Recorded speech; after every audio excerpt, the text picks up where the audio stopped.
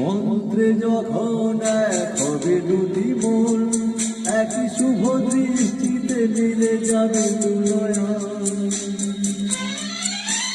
ভালো লাগার আবেশ হয়ে আমি থাকবো অন্তরে।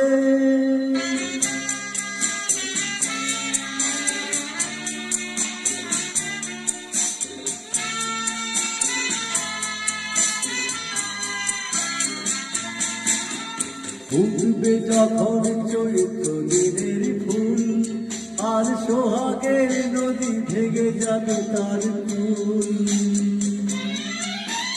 তখন আমি গানের পাখি হব।